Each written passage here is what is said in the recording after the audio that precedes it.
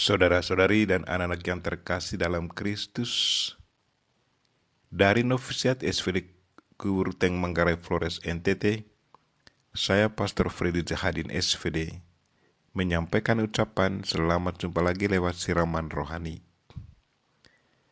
Hari ini Minggu 8 Mei 2022. Gereja Sejagat merayakan Minggu Panggilan. Injil hari ini diambil dari Yohanes bab 10 ayat 27 sampai 30. Kita diingatkan bahwa kita dipanggil untuk melayani Tuhan dan sesama. Marilah kita berdoa memohon penerangan Roh Kudus. Dalam nama Bapa dan Putra dan Roh Kudus. Amin.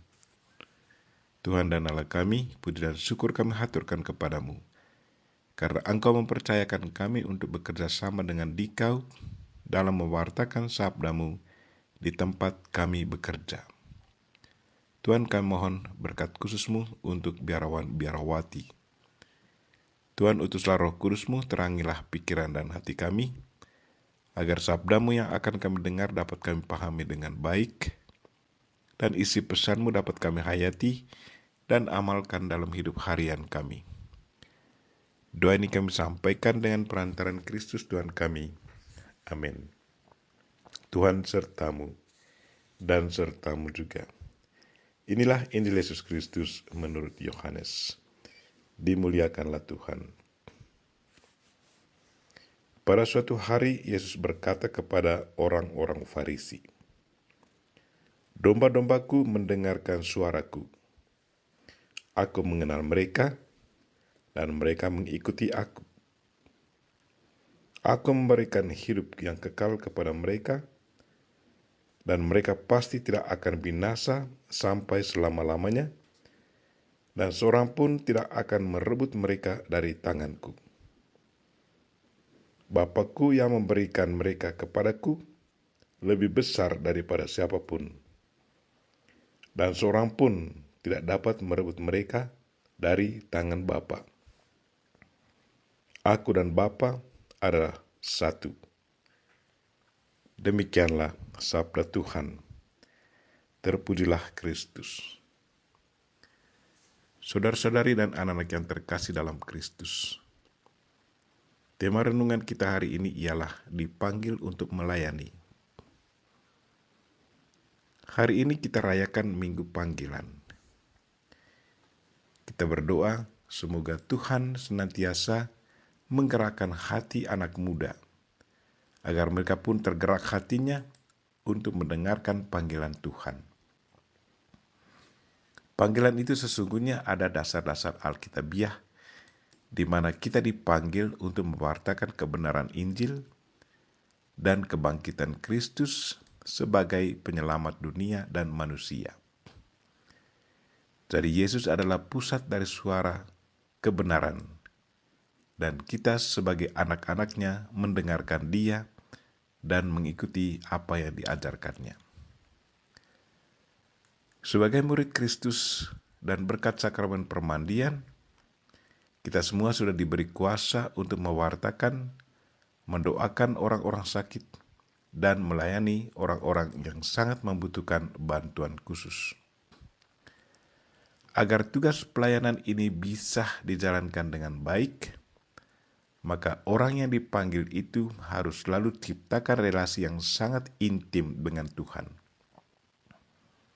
Kedekatan dan keakraban dengan Tuhan harus selalu dipupuki dan diperkuat.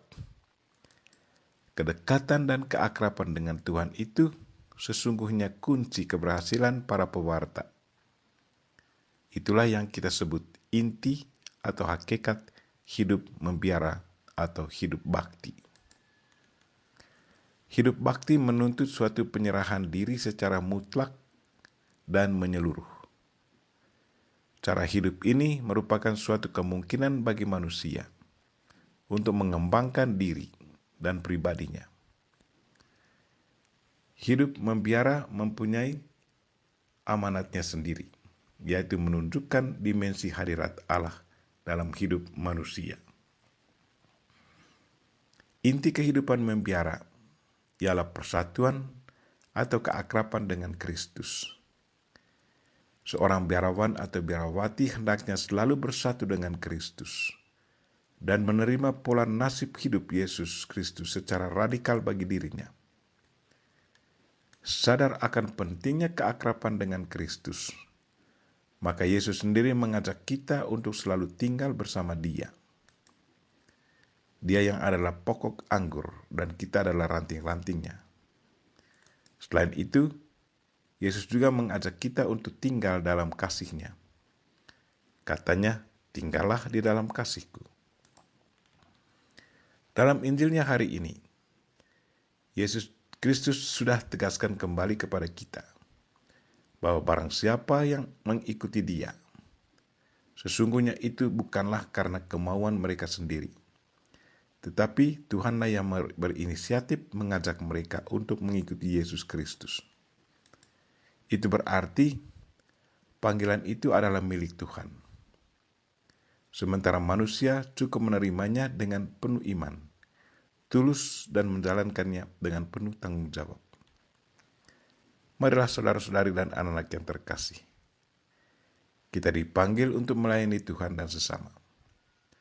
Berilah diri kita kepada Tuhan yang sudah memanggil kita sesuai dengan profesi kita, untuk membantu Dia dalam tugas pelayanan dan memohon belas kasihan-Nya agar kita tetap hidup di dalam Dia dan kita pun selalu merasa akrab dengan Tuhan. Kita mohon Bunda Maria untuk mendoakan kita. Amin. Marilah kita mohon berkat Tuhan. Tuhan sertamu dan sertamu juga.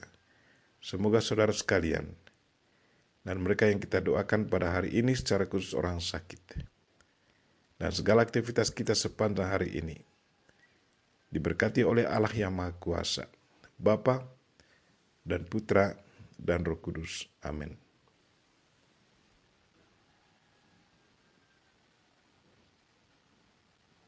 Terima kasih sudah nonton. Jangan lupa like, subscribe, dan share ya.